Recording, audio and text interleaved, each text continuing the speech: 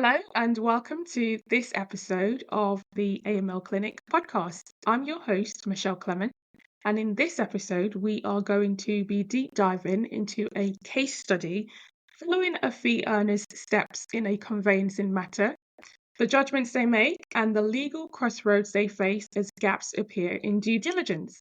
Along the way, we'll be exploring the practical applications of the Proceeds of Crime Act, POCA, the threshold for suspicion, when reports need to be made, what happens if the firm withdraws, and the often misunderstood boundaries of tipping off, and even the Spanish bullfighter exception.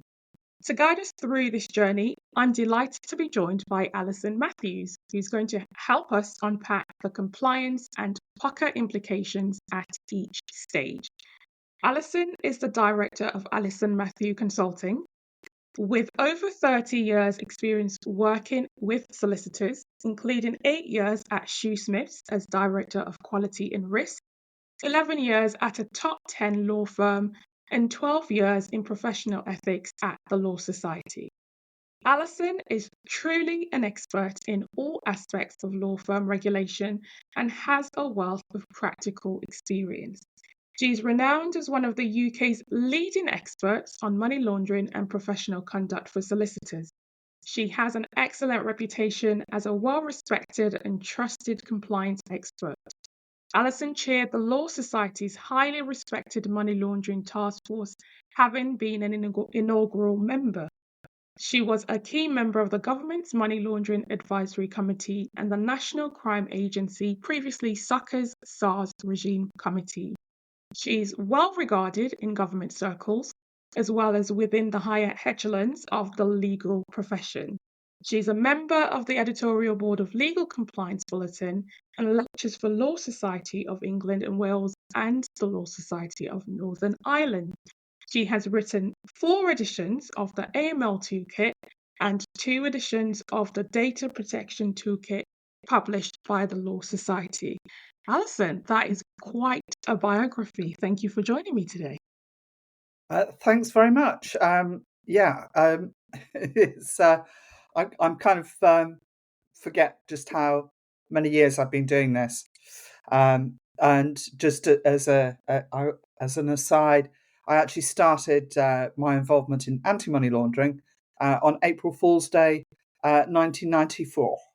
Interesting. When the first set of regulations came in. Um, so, yes, thank you. Thank you. So we have a scenario to work through today, so I'll jump right in with the facts.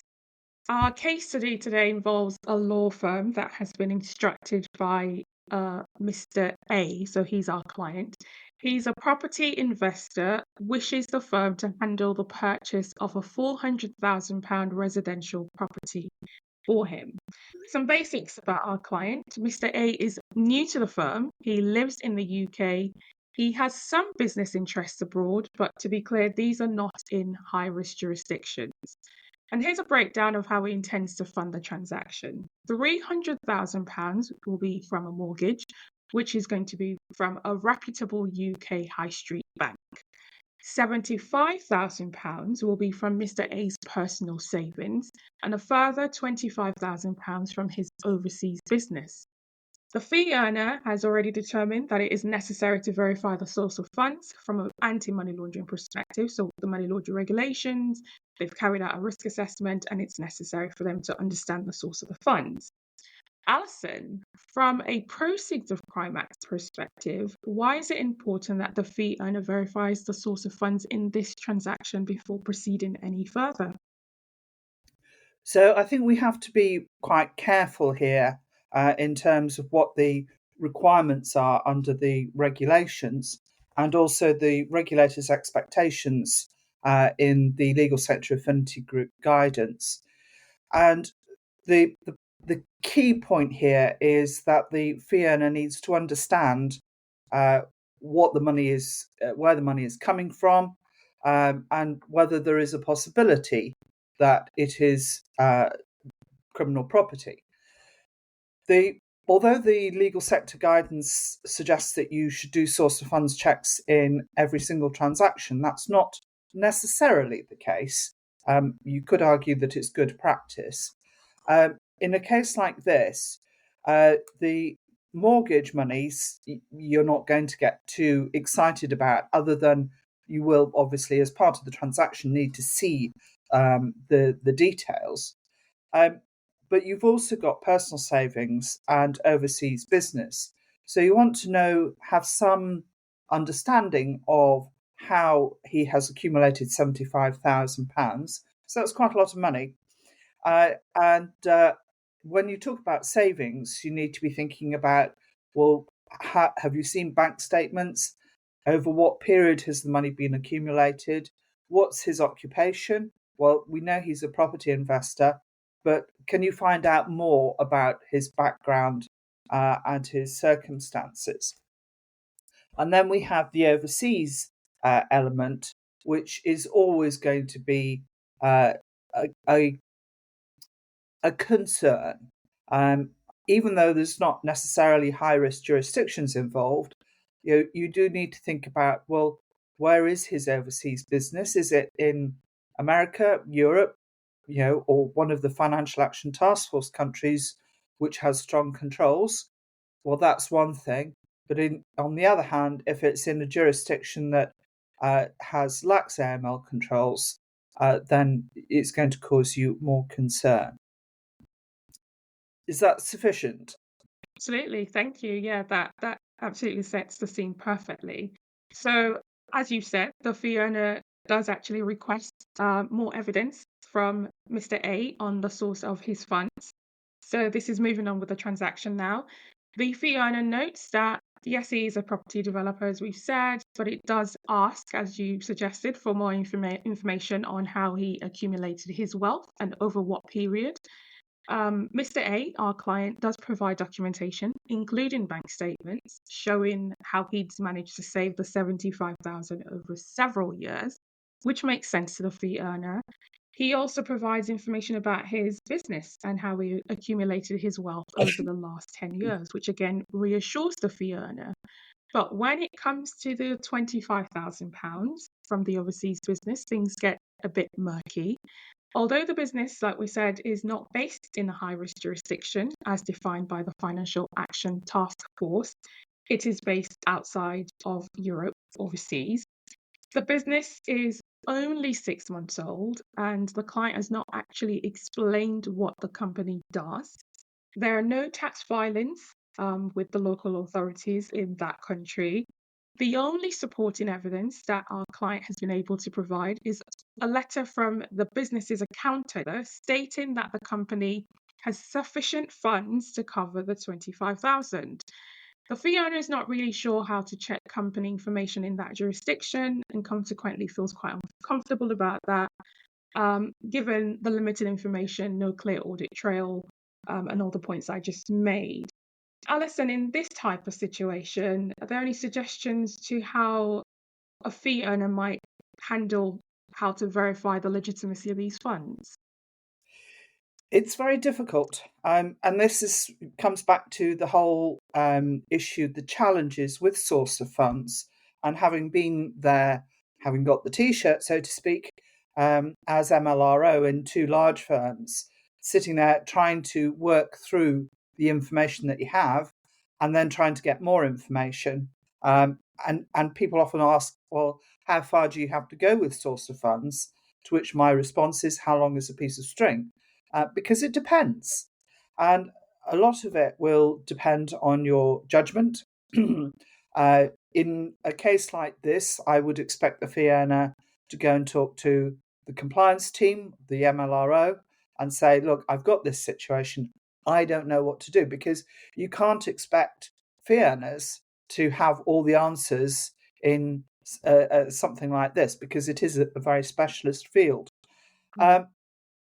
It's tricky because you've got very limited information, you've got no clear audit trail. The first thing I would suggest the fee earner does, and with the help of the MLRO, is go back to the client and say absolutely that I need more information. And you made the point earlier about tipping off. Asking questions is not tipping off. Yeah. So that starting point, or well, second stage, where you're actually saying to the client, look, you've given me this information, but it's not enough. Mhm. And I need to have more to reassure myself about the source of funds and the legitimacy. What else can you provide me? Yes, absolutely.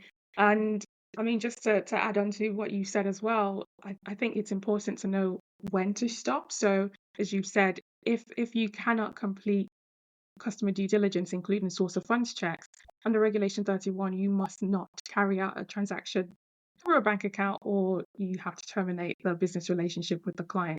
So I think there's a point there in you need to know how far you can go, and if you get to the end of that and you're still not satisfied, you're not comfortable, then you should consider whether you should be proceeding with the transaction or not. And that's absolutely right. I mean, the one of the best examples I've come across was one where the firm had asked the client or clients for information about source of funds because money was coming from friends and family. And Mm, one of the points that I always make is, well, yeah, fine, family. I've given my son money to buy a house, mm, but friends, would you occasionally maybe, if you're particularly well off. mm. But most of us would be very fortunate to have friends who are prepared to lend or give us money to buy a house.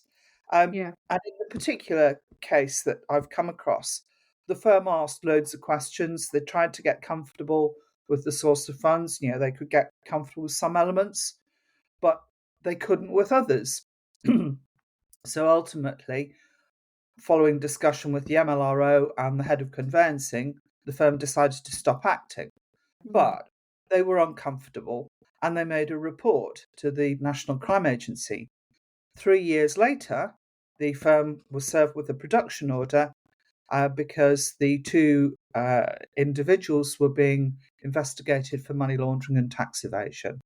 right. Direct link between the two. But this question, and it is a really difficult one for Hmm. firms and fee earners, is, well, hold on, yeah, I want the business, Yeah. but actually, I'm not comfortable here, and Yeah. actually having the confidence, and the MLRO having the confidence and senior management standing behind the MLRO to say, no, I'm sorry, I can't get myself into a position where I'm happy to continue to act.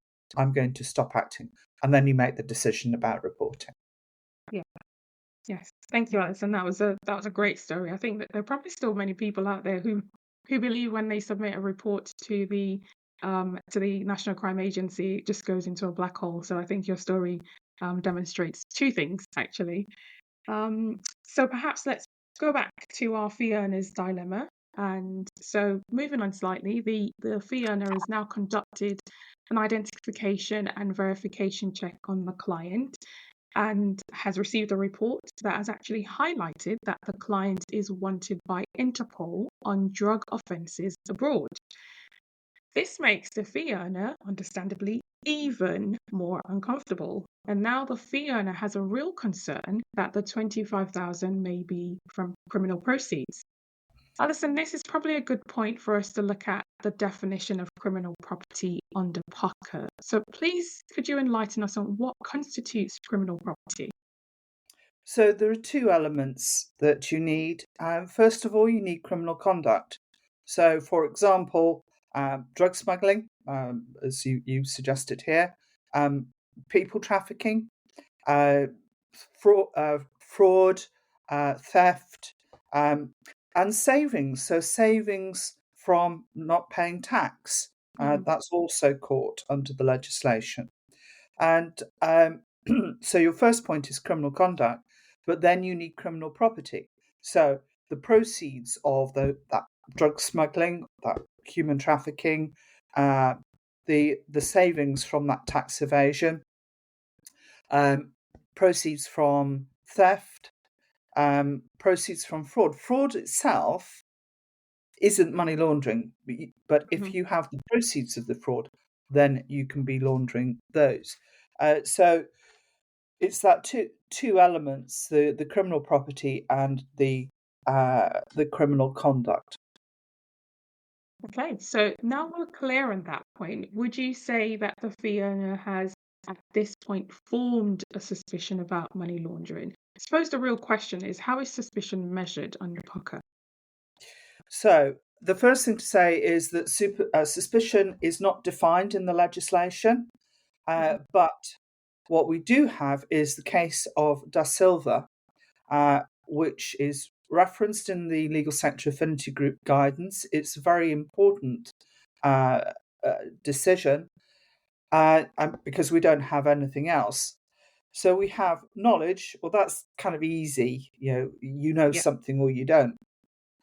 But suspicion is um, the judgment talks about a vague feeling of unease would not suffice. So that niggle in your stomach, that doesn't quite feel right, doesn't quite stack up, doesn't make sense. That's your cause for concern or vague feeling of unease. So what you then do is you ask for more information, you ask sensible questions, and you either get rid of your concern, get rid of that niggle because you're reassured by credible explanations. In your judgment, it does always come back to your judgment, Yes. uh, or the answers are not credible and they raise them to a level of suspicion, or what the judgment says is it's more than fanciful that the facts exist. So you have to think very carefully about this. Now, again, and this is so important, the fee earner is not on their own and they shouldn't be making decisions about whether this is reportable. Yes, I think that the answer to your first question, the fee earner has to have a suspicion. I mean, it's very difficult to construe it any other way. But the important thing is that they then go and talk to the MLRO, who's ultimately responsible for making any reports to the National Crime Agency. And the fee earner sets out all the information he has, sets out why he's concerned, sets out why he's got to that point where actually it's more than fanciful that the relevant Mhm. facts exist. And then it's up to the MLRO to decide whether or not to make a report. And one of the points is to remember that whilst I know is very quickly that POCA overrides confidentiality, it doesn't override legal professional privilege or the failure to disclose case offence if the information came in privileged circumstances. And again, that is a judgment for the MLRO, not the fee earner, because Yeah. it is a very complex area. Thank you, Alison. I think there's something really important coming through in what you're saying, which is you're reinforcing the fact that this is not for the fee earner to make that decision. This is the MLRO's job. So if there is a fee earner out there who's worrying about a particular set of circumstances or facts on a case that they're looking at, if you've got concerns, your job is to provide that information to the MLRO for them to make a decision as to whether a report is required or not. Okay, so let's move forward with our fee earner. There's a new development. So the fee owner has now been informed by the accounts team that the client has deposited £43,000 into the firm's client account, and this is for the deposit and disbursements.